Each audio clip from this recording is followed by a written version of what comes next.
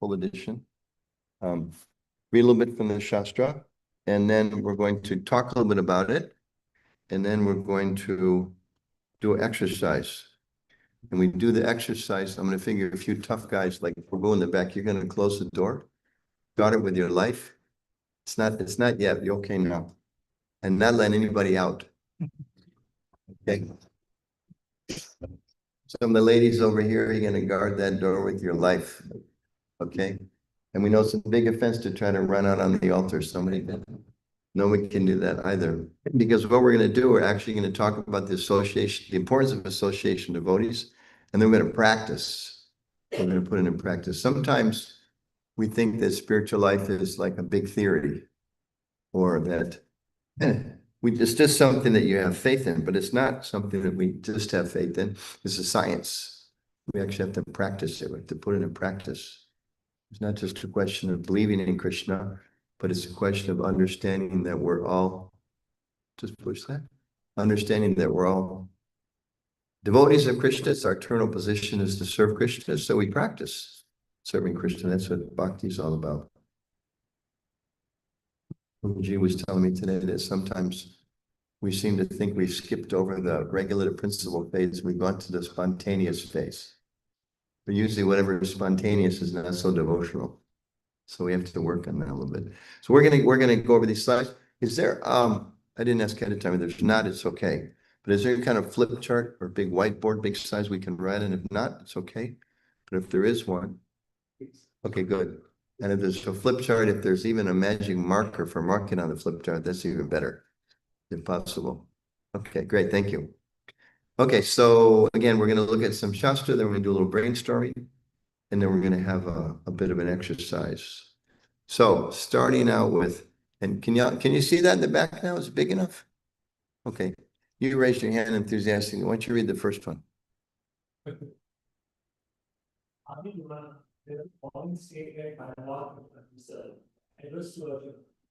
dear partner, one who claims to be my devotee, only a person who claims to be the devotee of my devotee. Okay, so we all know Radha Krishna there. We're all wanting to be and aspiring to awake to our eternal position as their devotees. But Krishna here is saying to Arjuna that if you say you're his devotee, or you're not a devotee of his devotee, then you're not really his devotee. Very important. Okay, next one. You want to read the next one? I am not a Brahmin. Oh, let's read the Sanskrit too. Nice and loud, we all. Naham pro na chanarpati napi vaishyo na shukro. Naham varavine grahapati namanasto yatiru kintu protya nikila paramananda bolanam gopi bhatta padakamaya asan. English. Unless, hold on. Anybody here that doesn't understand Sanskrit besides me? Okay, please, English, please. I am not a Brahmin. These pundits, they get carried away with their learning. It's these pundits. You gotta watch them closely. Narayana, brahmachari, a householder of Vanaprastha, I sannyasi. I identify myself only as a servant of the servant of the servant of the lotus feet of Lord Sri Krishna, the maintainer of the gopis. Okay, so, and this is from where? And And who's speaking? Chaitanya Mahaprabhu. Who is who? He's Krishna, come in this age to make it more easily understandable for us. So he himself is saying that I'm not these different social structures, right?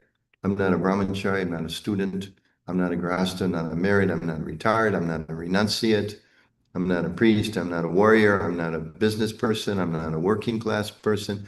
I'm the servant of the servant of the servant of the lotus feet of Krishna. So that's what Lord Chaitanya is telling us. Even he doesn't identify with some kind of social position, but he understands I'm the servant of the servant of the servants of Krishna. That's what he thinks, right? So what's our position, okay? So read a few more. Next one. Who'd like to read next? One of the ladies like to read? Then we can share the microphone over there.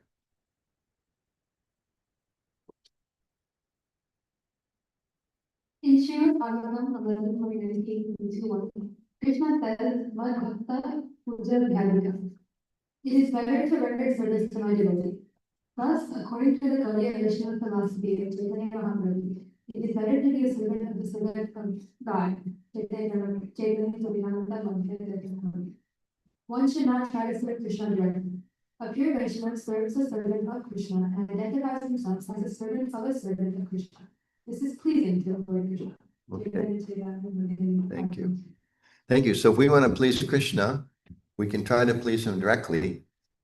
Just like Prabhu says, sometimes the guru says, please bring me a glass of water. And the overly intelligent disciple thinks, Gurudev wants water, but milk is better than water. So I'll bring him milk, and this way he'll be extra pleased, right? So the same way Krishna is saying, if you want to serve me, you have to serve my devotee, isn't it? And this is Prabhupada commenting on what Krishna's saying. So now we've heard from Krishna, right? First verse we heard from Krishna. Then we heard from Lord Chaitanya. Now we're hearing from Prabhupada, who's repeating what Krishna has said and what the Gaudiya Vaishnava philosophy of Chaitanya Mahaprabhu says. It's better to be a servant of Krishna. One should not try to serve Krishna directly, okay? So now let's hear from another great personality. Let's see what Lord Shiva's opinion is on this. One of the ladies.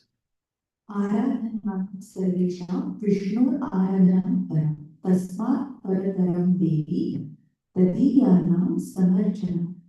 Lord Shiva told the goddess Durga, "My dear Devi, although the Vedas recommend worship of demigods, the worship of Lord Vishnu is topmost. However, above the worship of Lord Vishnu is the rendering service to Vaishnava, who are related to Lord Vishnu."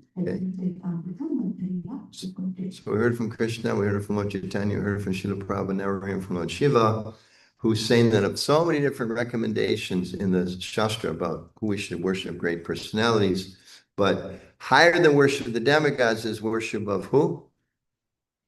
No, higher worship of the demigods is what?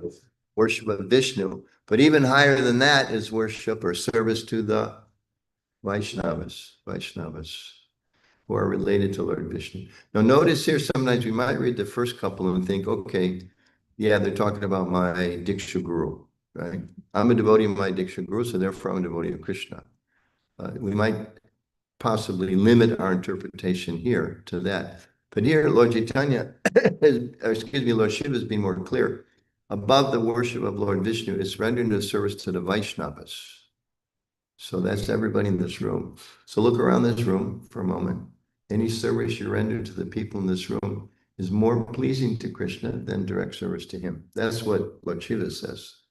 And Lord Krishna says, and Prabhupada says. Of course, we don't stop our service to Krishna, but they want to put in the right consciousness. Okay, let's pass it back to the men's side. We need a really humble devotee to read this one because it's all about humility. Give it to the brahmachari. Brahmachari is always humble. Yes. You have to be humble to walk around the street with a bright orange clothes on, right? Or else you have to be free from the bodily concept of life if you're going to do that in America. All glories to your service. One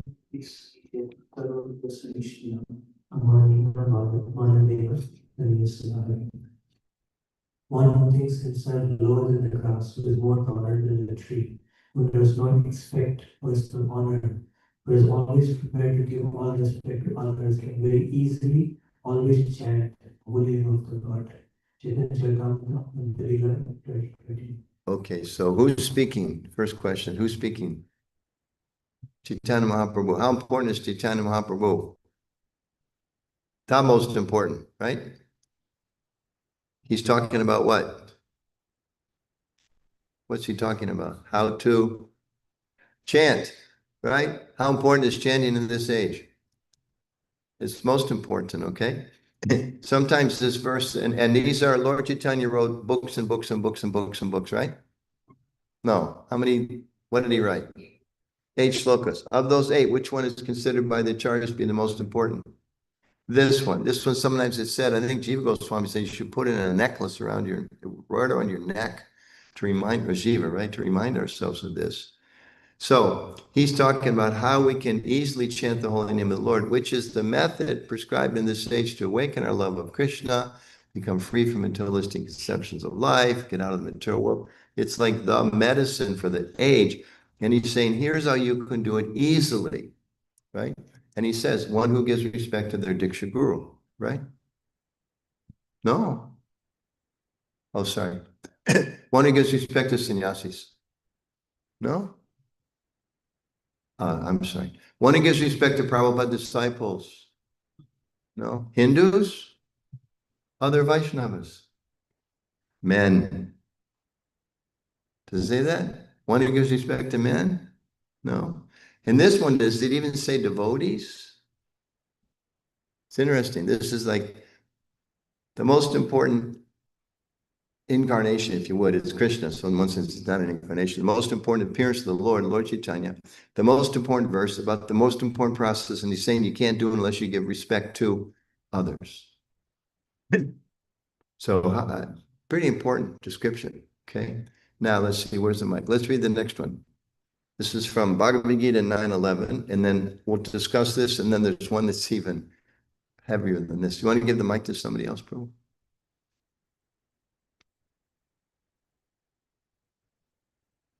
You have an intense look on your face. This is an intense verse. You're the right person. You are the right person for this verse. He's looking really intently. Yeah, this is...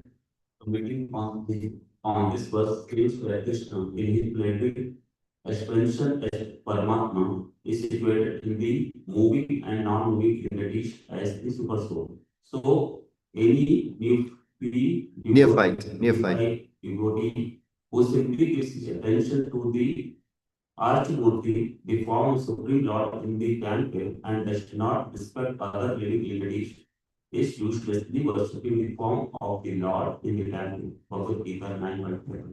Anybody remember studying that purport? They're very heavy instruction. I mean, we focus so much on the deities, which we should, right? It's the essential process of bhakti. But Jiva Goswami, who's Jiva Goswami? Is he very important to us? Right? One of the 6 Goswamis, considered to be the greatest scholar according to Gaudiya Vaishnava tradition in modern times. And he's commenting that he says that a neophyte who gives more attention to the deity and does not respect other living entities is uselessly worshiping the form of the Lord. So if you dress the deities in the morning and you're working so hard and diligently, you want to get the crown just right, the turban just right, the jewelry just right, and then you walk out of the temple room and you are rude to somebody. Poof, there goes your 2 hours of service. Gone. Was useless. According to Jiva Goswami. But so many times, actually, in a cup.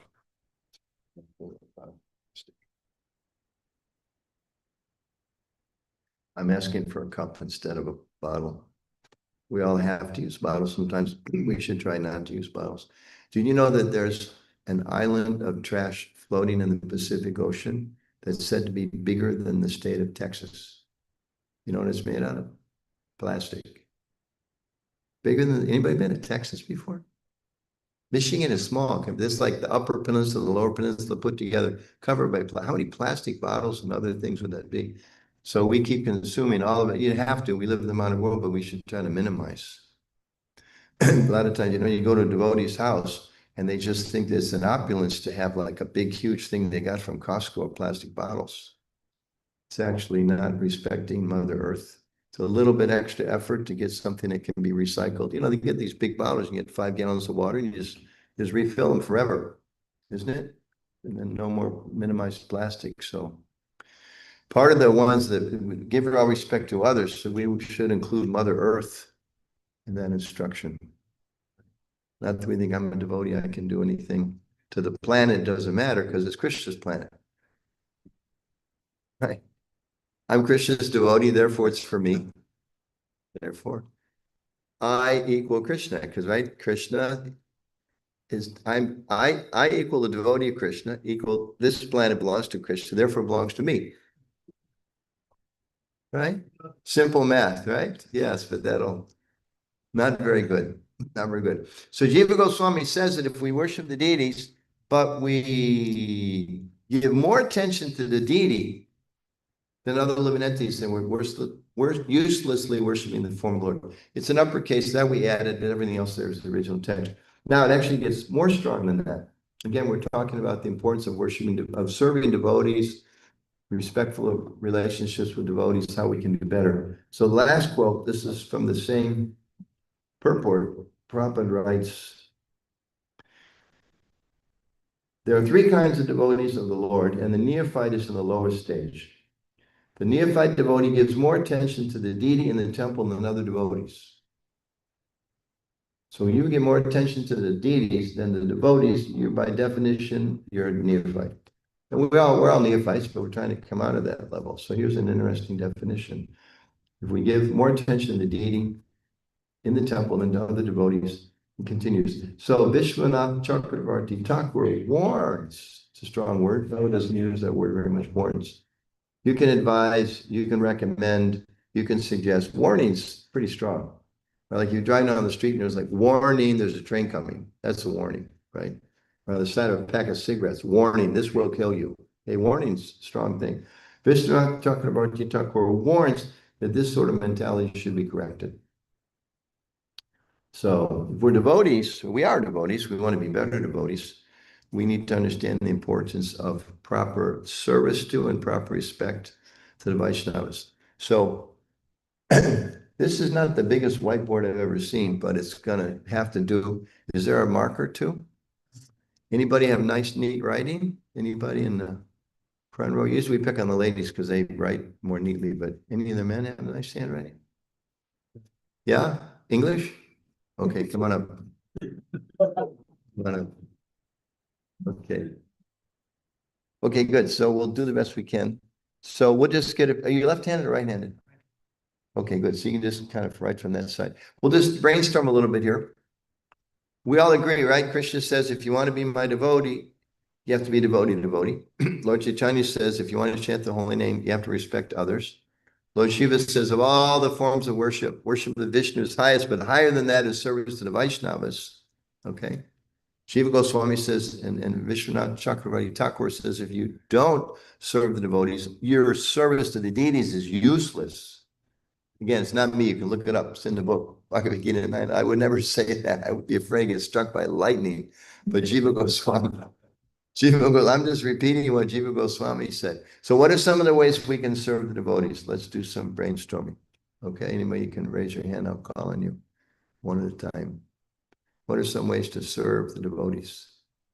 Yes. Give them prasad. Okay.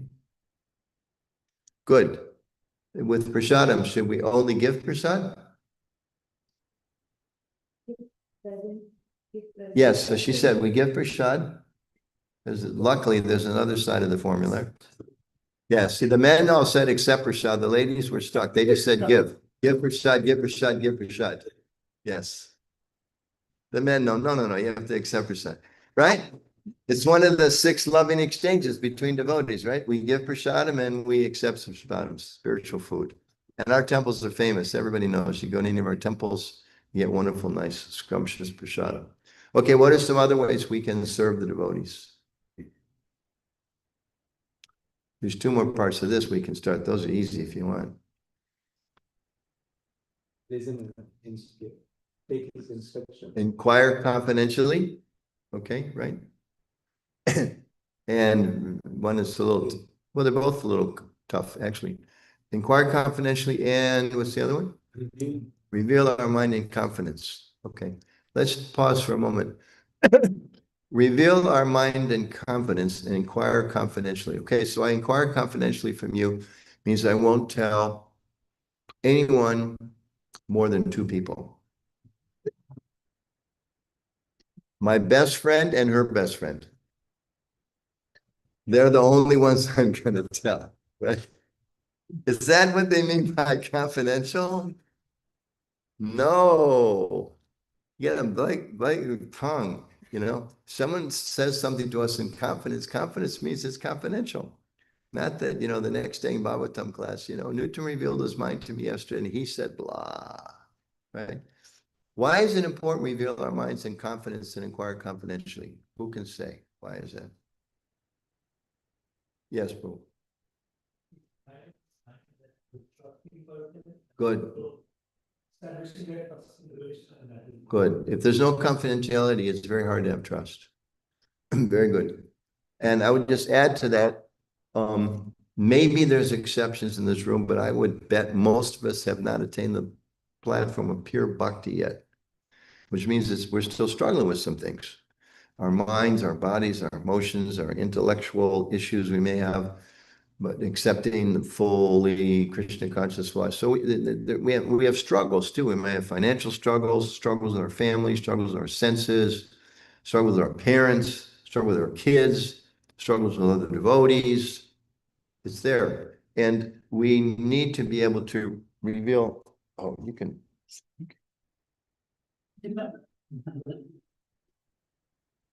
You blew my cover. I was trying to not have the plastic bomb. You take it, go ahead and take the plastic bomb away. So that, well, sometimes I have an experience like there'll be, there's some little thing wrong and you try to offer some suggestion how to correct it. Yeah, it's like, the other day, where was it? Grand Rapids, I think. And the speaker was like a little too close. So next thing I knew, there was 5 men moving a table over here behind me for about 5 minutes. Like, just never mind, leave it, set it down, set it down. So suddenly we try to solve a little, nature of terrible to try to solve a little problem in it. Something gets bigger and bigger. So, okay. So confidentiality helps us establish trust. Also, all of us, we struggle sometimes. And sometimes those struggles are very difficult to talk about. And we need a friend. And oftentimes just by revealing our mind to a friend in confidence. I don't want to reveal my mind and tell everybody in the world what I'm struggling with. It's just the nature of ourselves. It's just, we don't feel comfortable doing that. But if I have a dear friend who I know I can trust and reveal my mind in confidence, a lot of times just revealing, speaking to another who listens it properly helps relieve our tension and our problem and the pressure. So that's very important, revealing the mind in confidence and sometimes inquiring confidentially and like that. Okay. So that's the second part of the 6th one. We'll do this first. What's the other one that we do? Revealing our mind in confidence, accepting and giving prasadam, and accepting and giving gifts. Okay, good. It's nice, a nice quality of bhakti. Sometimes you read Prabhupada's Leela, about Prabhupada's life when he was here among us, and there's so many stories, but I remember one where somebody gave him Prabhupada like a really expensive, I think Rolex watch or something. And the next town he went to, someone gave him a really inexpensive Timex watch. And he took the Rolex watch off. He took the Timex watch, put it on his wrist, and gave the devotee, they gave him the Timex, gave him the Rolex. Many examples like that. So exchanging of gifts, it's a part of our process of bhakti, and it's part of the ways that we serve other devotees. Okay, so what else can we do? What are some practical things we can do? Yes. Okay, good. You said specifically if they're ill, if they're sick. You said, yeah, good. Caring for each other in illness. Okay, good.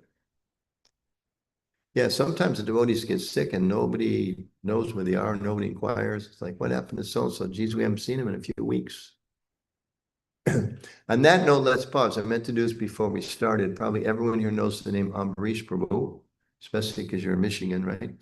Who originally was the one, along with Lekha Sharvanti, who purchased for Srila Prabhupada on behalf of ISKCON, the Fisher Mansion downtown, not the first Detroit temple, but the big Detroit temple. And also the primary donor for the Temple of Vedic Planetarium. You've probably seen he's ill. He's in the hospital in Boston. He was with his family in Maine, and they had to get him to a better hospital. I think he's at some big hospital in Boston. He's in intensive care unit, and we're all praying all around the world that he will. The word today was he's a little better. He was on a ventilator. He's no longer on the ventilator, which is a very good sign. They're keeping him very sedated, but it seems it's a very serious situation. So let's all pray to the Lord and chant the Hare Krishna mantra for Ambarish Prabhu and his family.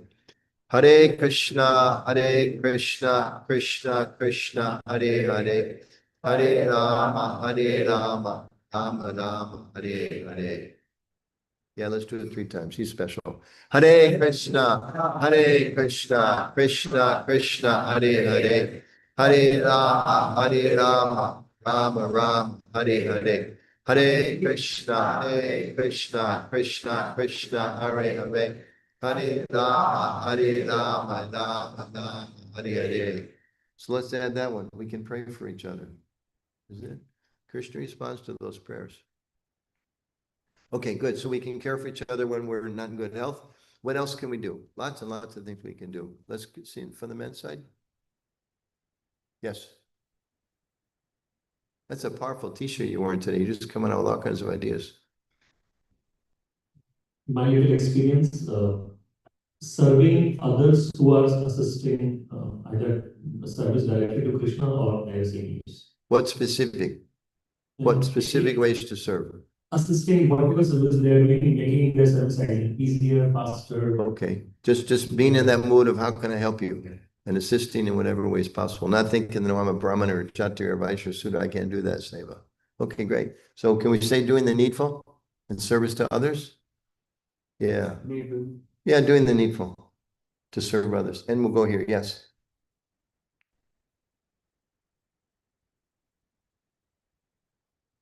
Okay, great. Sometimes we also need help during happy times. So supporting, so we don't just help each other when there's problems, but we should be there to help each other all the time. Good. Okay, what else? Some practical things.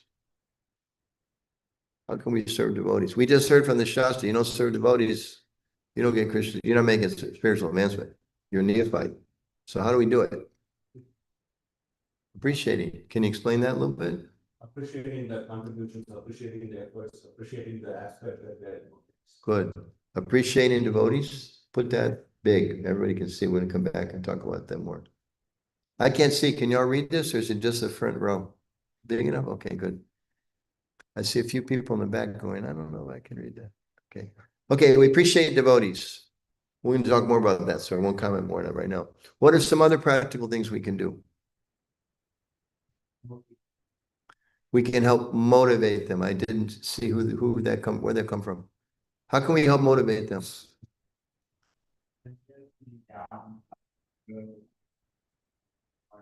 Okay. Okay. So we can encourage them, motivate them. Okay, good. Offer words of encouragement and motivation. Okay, good. What else? Yes.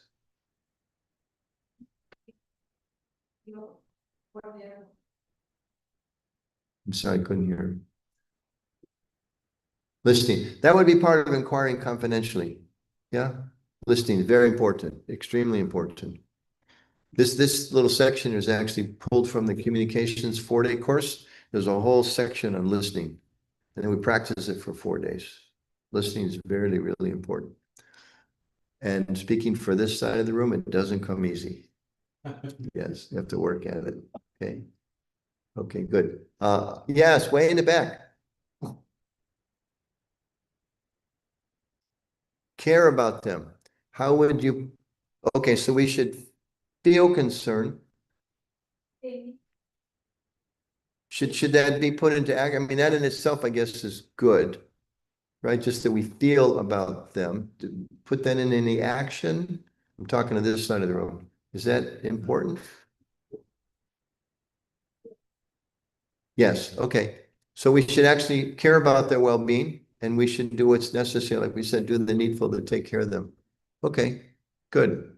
Okay. What else can we do to serve devotees? Yes. Tell them about Krishna. Thank you. We should encourage each other about Krishna. She's increasing the drama by having the things tied still.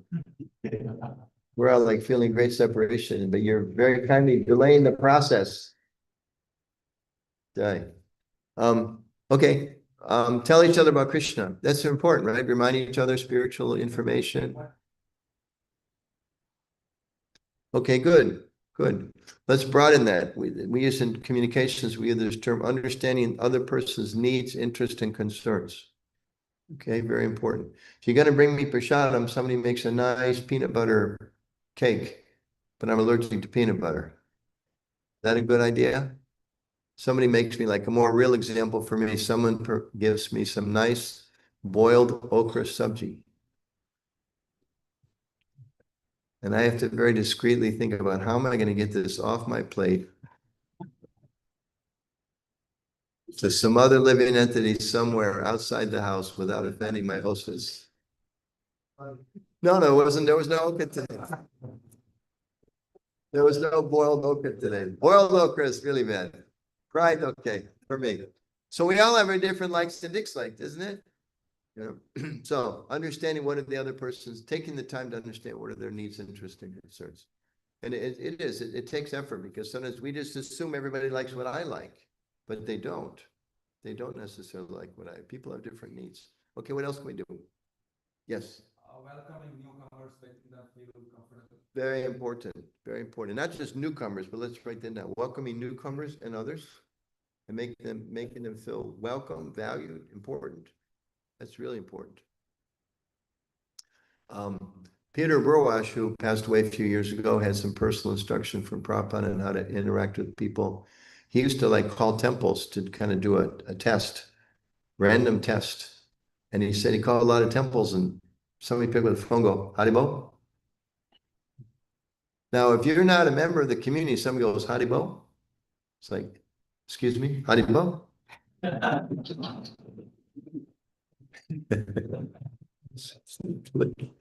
That was that soul's chance to become a devotee, and we just blew it, you know. Radha Shampur, maybe you heard the story. It's a nice story. He tells about somebody, he was in his office in the Pune temple, and somebody called one time and he picked up the phone. And he said, you know, something, ISKCON Hare Krishna temple. The man said, sorry, the wrong number. He said, no, you haven't called the right number. This is the right number. And then he went to talk to him. Then the man came to the temple. He's a member of the community now from a wrong number. So Peter would talk about how we have to be better in our skills on that. And there's a devotee that runs ISKCON News. I'll put in a little plug. If you're not reading ISKCONnews.org, please do. Find out what's going on with our society all around the world. ISKCON News, you can look it up online. You can sign up on the newsletter and you get things posted right to your private email and all that. So Tamal Hari Prabhu tells the story. When he first came to the temple, he was kind of sitting in the back and they were giving the lecture, and then somebody said something about prasadam downstairs. And everybody got up and left. He had no idea what prasadam was. He had no idea if he was welcome to go with them to whatever prasadam was. And everybody just walked right past him, didn't even smile, ask him, would you like to come? He just left him in the temple by himself. Now, one says you could think, what mercy, he's there with Krishna all alone. Right? But that's not the way he understood it. And miraculously, he's still around, you know. But we that's a really important one. Devotees have to feel welcome and appreciated and valued. And there was one exchange with Prabhupada. How did that go? There was something where someone had made some comment about someone was a big devotee. And Prabhupada said, there are no big devotees in my movement. There are only little devotees. So we should think like that. We're all little devotees and we all need encouragement, right? Not that somebody's a big devotee and we pay attention. Somebody's not a big devotee, we don't pay attention. We're all big in Krishna's eyes. It's a fact. Okay, a couple other things. We pay obeisances to devotees, right? Those are some things we can do. There's a nice story when devotees were first learning how to pay obeisances. You can write that down, offer obeisances. Brahmananda Prabhu at that time, he went to Prabhupada. He said, no, it was Gargamuni. He went to Prabhupada, Swamiji in those days. He said, Swamiji, the others are paying obeisances to you. I don't really feel like it. Is that okay? And Prabhupada said, even if you don't feel like it, if you do it, the feeling will come. Which is really wonderful because that's kind of the essence of bhakti, isn't it? We cook for Krishna. I don't feel like cooking for him. Okay, you do it anyway. You know, I don't feel like dressing in deities, you do it anyway. I don't feel like dancing in kirtan, you do it anyway. I don't feel like reading the Shastra, I do it anyway. I don't feel like being nice to the other devotees, you do it anyway. By practicing, it becomes second nature. One or two more things we can do to serve the devotees. Yes, Mataji. Glorify the devotees, good. And yeah, you out of space? Okay, he says appreciating is the same. Is that okay? Okay, appreciation is kind of a modern word for glorifying, right? If you go in the office to say, I just really want to offer my glorification of my fellow worker. They're gonna think, what? What's in that food they feed you on Sunday when you go to your temple, right? Yeah, so it is a very good one. We're gonna talk about that, appreciating and glorifying the devotees. There was another hand here, yes. Respectfully, push each other, but not impatient. Okay, nice. I like the way you put that. To respectfully push each other, kind of like we went with encourage, but encourage maybe different things. To respectfully engage and encourage each other to make progress in spiritual life. Yeah. Know this example they give of they talk about there's a comfort zone. I think Stephen Covey came up with this. Then there's the stretch zone and then the panic zone. Like if you go to a gym or something to work out, you know, the comfort zone is like, okay, 1 pound, twice, done. That's the comfort zone. And stretch zone is whatever, according to our capacity, something that's a little difficult, doesn't come easy, but it doesn't cause any problems. Panic zone is you decide, okay, I'm going to bench press 350 pounds, and the thing falls in your throat and they're trying to save you. That's the panic zone. Good. So we should ourselves be in a bit of a stretch zone and encourage others very carefully. And of course, we all know the best person to try to put in the stretch zone is the person you don't like, because you're going to get back at them and you know it's going to put them a lot of distress, right? The stress zone, stretch zone for this. Yeah, no. Depending on our relationship, right? If we have a better relationship, we can encourage those closer. Everyone we should encourage by our own example. And we can encourage everyone to do a little bit more, but those we're close with, we can really encourage them more. So that's a good point. Okay, 1 or 2 more? Yes. Very nice. It's kind of like we said here, sharing stories about Krishna, reading scripture together and sharing our realizations. Okay? We have an editor. He's not just the writer, he's the editor. He's looking at me like, hey, we already got this one here, please. Yes. Reading together and sharing scripture. Good. There was another hand here, I think. Yes, Mataji.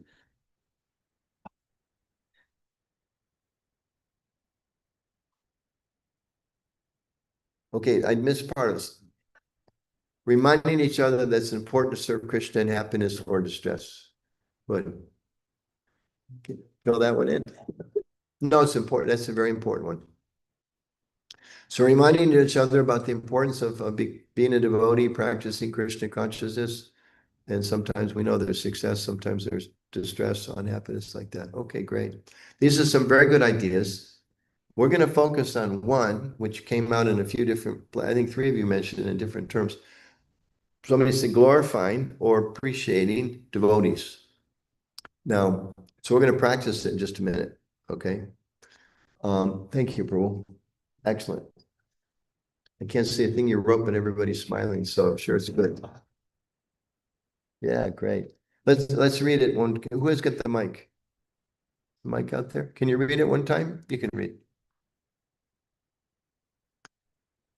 Giving prasadam, accepting prasadam. Okay, these are ways we need to serve each other. We just read in the Shastra, we need to serve the Vaishnavas to please Krishna. We all want to please Krishna, so we need to do these things to please Krishna and to make spiritual advancement. Okay. Inquiring confidentially, revealing our mind confidentially, giving gifts, accepting gifts, caring for each other in illness, pray for each other, doing the needful, supporting each other, appreciating devotees, offering words of encouragement, tell them about Krishna, welcoming newcomers, offering obeisances, reading scriptures together, reminding each other about Krishna. Good. Is there a volunteer who could write these down later and send them to everybody? Maybe we can put in, is there a newsletter that goes out or something? Is there a community? Is there any volunteer who would like to? So maybe you can come later and get the board, just write them down, neaten up the grammar a little bit. And great. Okay, good. So we can share that. Remind us all of the things that we want to try to do. So we're going to spend a little bit of time on this point about appreciating devotees. I've read some studies where they inquired from employers, and then they did the same study of employees, what motivates you at work? So they asked the employers, what do you think motivates your employees? And they said very tangible things, how much money, vacation pay, benefits, health insurance like that, the office space they have, parking space, to get the picture up on the front of the building for whatever. Then they asked the employees, you know what they said? What motivates them at work? Appreciation. That's what really motivates them. That if they got a little bit of appreciation and work, then they were really, really motivated to try to give their best. Of course, we all, most of us have work, we have jobs. So we know that's also, you need money to pay your bills. But the thing these people are saying really motivates them is appreciation. And we know as devotees, sometimes, raise your hand if you feel in this temple, I know this is a wonderful temple, but just in general, you feel overly appreciated. Overly appreciated. One, I'm gonna come home with you. Yeah, that's so many, right? Overly, like I just get too much appreciation. The tendency is because it's like Prabhupada talks about, you should practice Krishna consciousness, he says in the Gita, as if in military discipline. Now, maybe some of you in the military, I wasn't, but I don't think it's famous for appreciation. Maybe it is, but anyway, you think it's like it's war, and you just got to be tough, and you got to push your way through. Which there's some truth to that, and at the same time, appreciation really motivates people. Like we saw with this example of these even in a material job, how people are motivated by appreciation. And we understand, even from a very deep theological point of view, if you go to the other end of the spectrum, from a materialistic worker to the Krishna and his relationships with devotees, it's described in the Shastra that, for example, like the gopis, they're playing instruments for Krishna, or they're making nice flower garlands for Radha and Krishna. And their only hope is that they can somehow attract the sidelong, what? Glance of Krishna. That's all they want. What's a sidelong glance? It's like, I know you're there. Thank you very much. You matter, you count, you contributed to this transcendental Leela. That's all they want. Little glance of, we could say, appreciation. And in our current state of Krishna consciousness, our level of advancement, most of us don't directly hear or see Krishna's sidelong glances. We see Krishna, we don't necessarily see him looking at us. Sometimes you may have that experience, but usually we don't. We may have a Diksha Guru, we may have some Siksha Gurus. Oftentimes the Diksha Guru we don't see very often, so we don't get a chance to get much appreciation there. Who's going to give us appreciation? Maybe the Siksha Guru, one time we see. Authority, that's good for Ramacharya to say, my authority is going to give me my appreciation. Yes, they should. They should. If we're given a class on authorities, it would be yes, give appreciation. But for the rest of us, where are we going to get appreciation? From other devotees, right? From other devotees. And if we give appreciation to devotees, like we've read, they get inspired. Now, sometimes we think, well, wait a minute. You appreciate someone, they're going to get puffed up. I was a relatively new devotee when I'm traveling Sankirtan for a couple months. The first time extended travel Sankirtan. We were about 10 minutes out of the temple, and the leader of the party was driving the van, and he yelled at me for something. I don't remember what, but he really yelled at me. I was like shocked. And I could still see his face in the rearview mirror. My legal name, Jeff. He said, Bhakta Jeff, I can see that bothered you. I was thinking, that's really perceptive of you, Prabhu. I'm glad you received that I was upset by you screaming at me. He said, I can see that bothered you, but you need to know for the next 6 weeks we're together, my duty to purify you. I